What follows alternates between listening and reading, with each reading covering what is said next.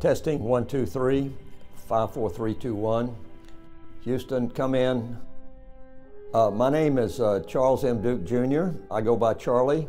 I'm a retired Brigadier General, United States Air Force, and Apollo astronaut from '66 until '72 when Apollo was over. My name is James Lovell. I was a captain in the U.S. Navy. NASA started looking for astronauts, and so, I applied, and I was actually one of the first 32 people to be selected to go in the Mercury program. Okay, my name is James Reagan. I started in my early 20s as a NASA aerospace engineer. I worked on the Gemini mission, all Apollo missions, the Skylab and Apollo-Soyuz mission. I was the first and only one to qualify the Omega Speedmaster for space flight. I was very lucky. I had 4 missions. First one was Gemini 7, a 2-week mission just orbiting the Earth. Second one was Gemini 12. It was a 4-day mission, and we were doing rendezvous and, of course, spacewalking. Then I had 2 Apollo missions. The first one was Apollo 8, and then the last mission was Apollo 13, which was designated so much for its explosion before we got there.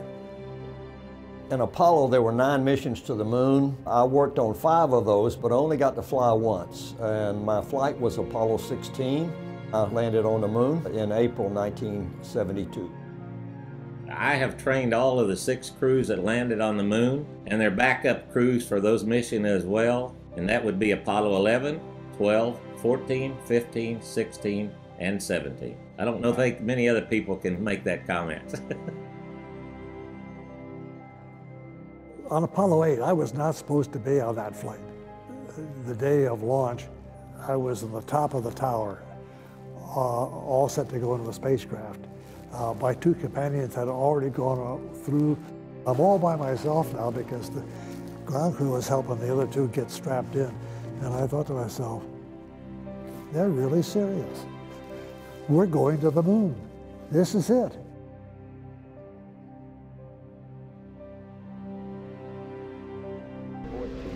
Of course, the liftoff at Kennedy Space Center in this huge rocket, the Saturn V, was very dramatic. As it lifted off, it was shaking violently from side to side. The Earth, from 20,000 miles away, the whole circle of the Earth just suspended in the blackness of space. Very dramatic. We could see the California coast. We could see the Sierras, the Rockies.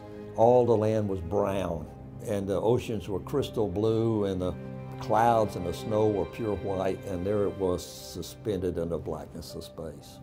And then finally, the re-entry. We hit the atmosphere at over 26,000 miles an hour. It's a big fireball outside the spacecraft. I mean, so vivid, I can just, in my mind's eye right now, just see it and feel it, that emotion that I had. Well, we had a whole set of different tests that we had to perform to qualify a piece of hardware. Now, it wasn't intended for watches for sure. It was hot, cold, shake, rattle, and roll.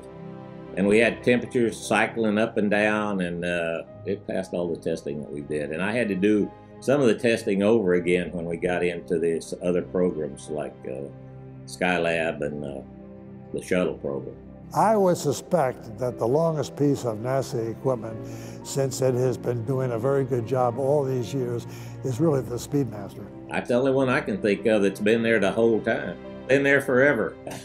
I think I ended up buying 92 or 98 of them to have because I had to give training was out and all that. Well, I think NASA asked them to bring them all back at one time, and we all refused. So. With the naked eye, so far, I guess I have to even agree with yes, we used that, for instance, we had that explosion on Apollo 13.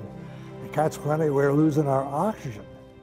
And so, therefore, we got to figure out how much oxygen before it all goes out. And they gave us time. They said, well, in about a half hour, you're going to lose the oxygen.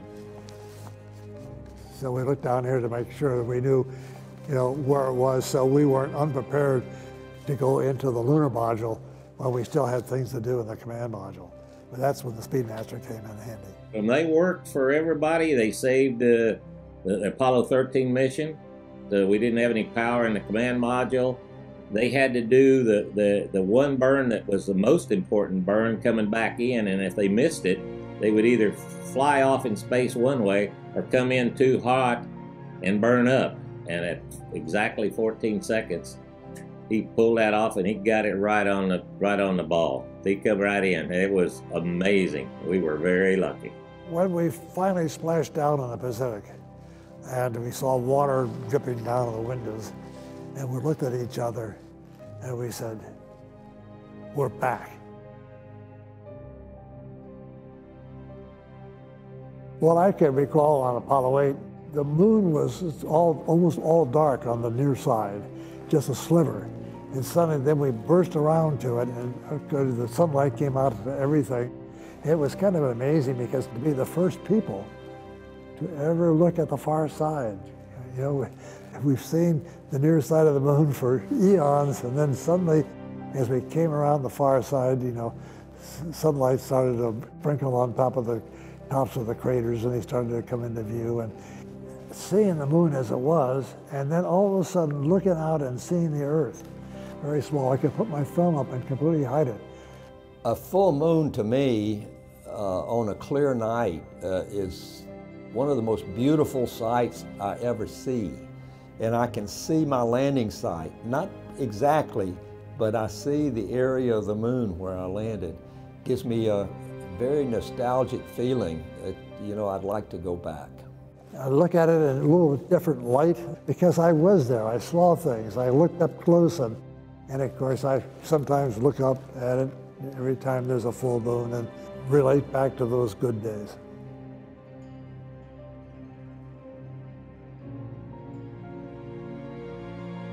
Humans have looked at the stars since the beginning, that they were there. People looked at the moon and wondered about it. So it was a natural phenomenon actually to go there. And Mars is available. It's there. When anything is there, eventually someone is going to want to go to it. I think that Mars is the one planet we will actually do that.